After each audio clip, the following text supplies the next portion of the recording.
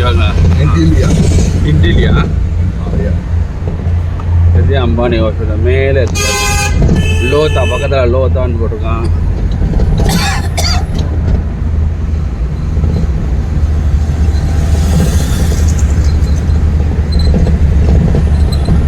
Churchgate railway station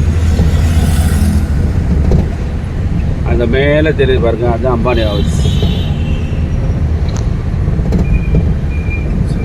பக்கத்தில் லோத்தான்னு ஒரு பெரிய அப்பார்ட்மெண்ட்ஸ் வேறு இருக்குங்க. This is the back side.